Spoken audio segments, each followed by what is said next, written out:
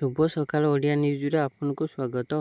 आज 13 नवेम्बर बुधवार नहीं आसी आपण पई किछि गुरुत्वपूर्ण खबर।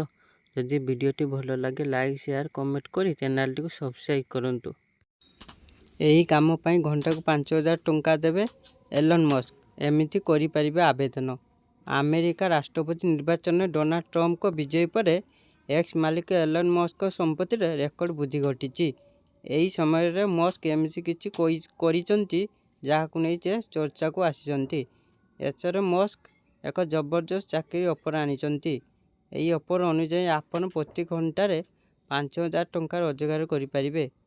Musk artificial intelligence company XAI पई भारतरू हिंदी एवं इंग्राजी रे कुशली द्विभाषी शिक्षक नियुक्ति ऑफर नेइची। कंपनी एही ट्यूटर्स मानंकु घंटा प्रति 35 रु $65 अर्थात प्राय 5500 टंका देउची। 80,000 टंकार 14 वर्षर युवती को बिक्री। ओडिशा रे भी युवती बिक्री। बलांगीर जिला टिटलागढ़ सहर रे एबे एभली किछि घटना को नहीं चर्चा जोर धरिछि।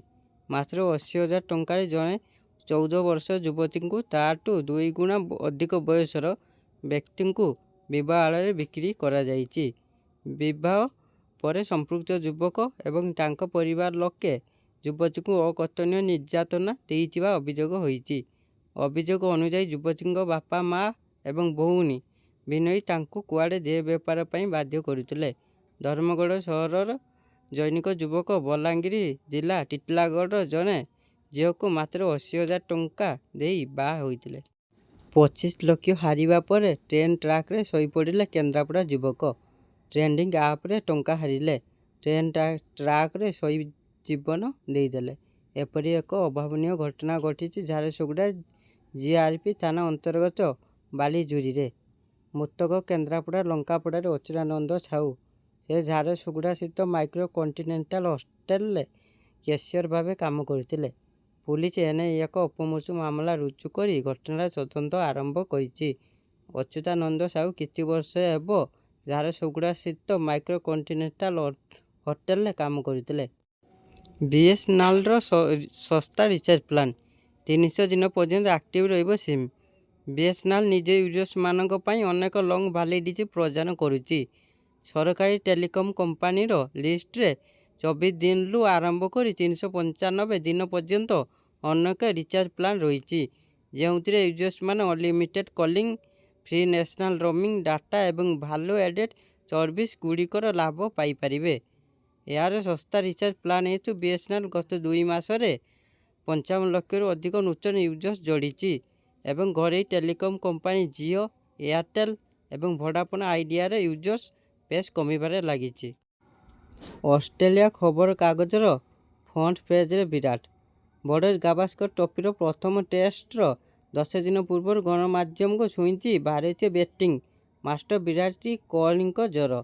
भारतीय क्रिकेटर लोकप्रिय चेहरा बॉर्डर गावस्कर ट्रॉफी पई पर्थ रे पहुंचवा पर ऑस्ट्रेलिया खबर कागज एक ग्रुप तांको फोटो को फ्रंट पेज रे छापिची।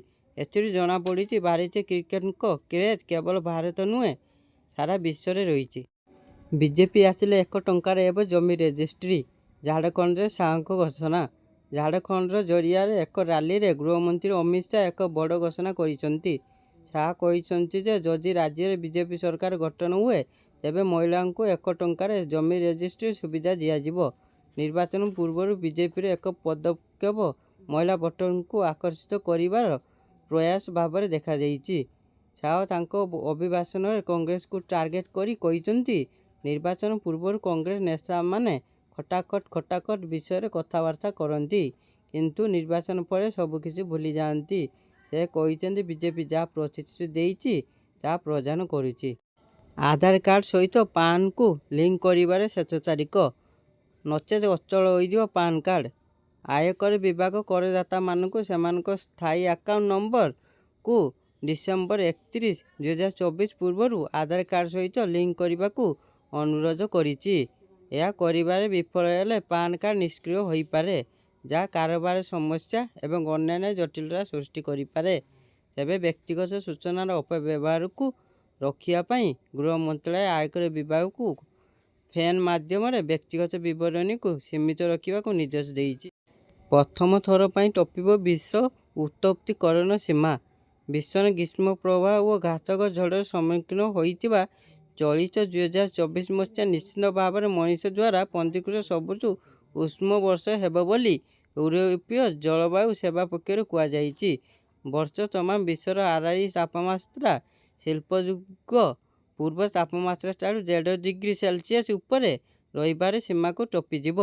ଫଳରେ 2024 ମସିହା ସେହି ପ୍ରତୀକ୍ଷାତ୍ମକ ସୀମାକୁ ଭାଙ୍ଗିବାର ପ୍ରଥମ କ୍ୟାଲେଣ୍ଡର ବର୍ଷ ହେବ।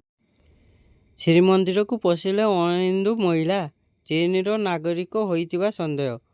ବିଶ୍ୱ ପ୍ରସିଦ୍ଧ ପୁରୀ ଶ୍ରୀମନ୍ଦିରରେ ପୁଣି ଜଣେ ବିଦେଶୀ ପ୍ରବେଶ ଉଦ୍ୟମ କରିଛନ୍ତି। ଅଣହିନ୍ଦୁ ମହିଳା ଜଣକ ଶ୍ରୀମନ୍ଦିର ଗୁମୁଟ ପର୍ଯ୍ୟନ୍ତ ପହଞ୍ଚି ଯାଇଥିଲେ। ସନ୍ଦେହ ହେବାରୁ ଶ୍ରୀମନ୍ଦିର ପୁଲିସର କର୍ମଚାରୀମାନେ ଯାଇ ତାଙ୍କୁ ଅଟକାଇଥିଲେ। ମହିଳା ଜଣକ ଚାଇନିଜ ଭାଷାରେ କଥା ହେଉଥିବା ଜଣାପଡ଼ିଛି।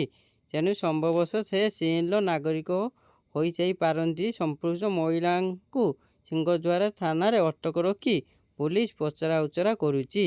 କାର୍ତ୍ତିକ ମାସରେ ପଞ୍ଚୁକ ଜାରି ରହିଥିବାରୁ ଭିଡ଼ ଭିତରେ ଅଣହିନ୍ଦୁ ମହିଳା ଜଣକ ଶ୍ରୀମନ୍ଦିରରେ ପ୍ରବେଶ ଉଦ୍ୟମ କରୁଥିବା ଜଣାପଡ଼ିଛି। 2040 ସୁଦ୍ଧା ଲୁନାର ସ୍ପେସ୍ ଷ୍ଟେସନ ନିର୍ମାଣ କରିବ ଇସ୍ରୋ। ମହାକାଶ ଗବେଷଣା କ୍ଷେତ୍ରରେ ଭାରତର ପ୍ରତିବଦ୍ଧତା ସୁଦୃଢ଼ କରିବା ଦିଗରେ 2040 ସୁଦ୍ଧା ଲୁନାର ସ୍ପେସ୍ ଷ୍ଟେସନ ନିର୍ମାଣ କରିବାକୁ ଭାରତୀୟ ମହାକାଶ ଗବେଷଣା କେନ୍ଦ୍ର ଯୋଜନା ପ୍ରସ୍ତୁତ କରିଛି। ଭାରତର ମହାକାଂକ୍ଷୀ ଚନ୍ଦ୍ର ମିଶନର ତୃତୀୟ ପର୍ଯ୍ୟାୟରେ ଇସ୍ରୋର ଏହି ଯୋଜନା ସମ୍ପର୍କରେ ଉଲ୍ଲେଖ ରହିଛି।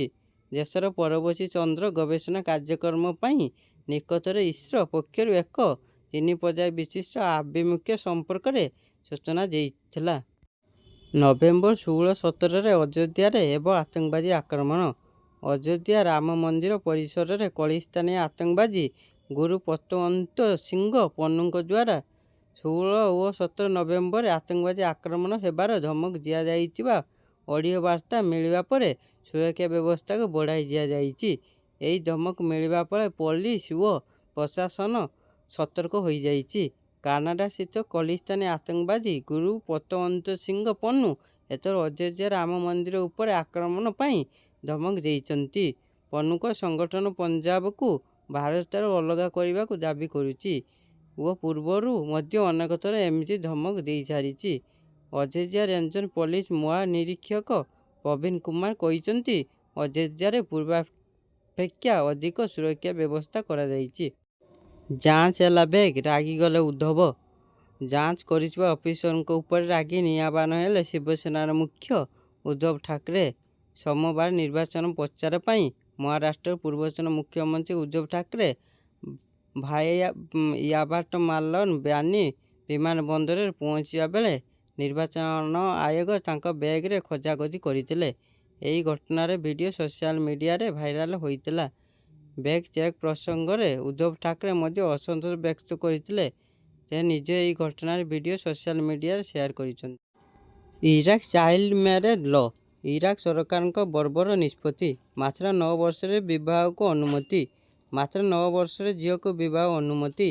ଇରାକରେ ମାତ୍ର 9 ବର୍ଷର ଛୋଟ ଝିଅକୁ ବାଲ୍ୟ ବିବାହ କରିବାକୁ ଅନୁମତି ମିଳିଛି। ଯୁବକ ବୟସର ଯେକୌଣସି ବ୍ୟକ୍ତି ମାତ୍ର 9 ବର୍ଷର ଛୋଟ ଝିଅକୁ ବିବାହ କରିପାରିବେ ବୋଲି ଇରାକ ସରକାର ଘୋଷଣା କରିଛନ୍ତି।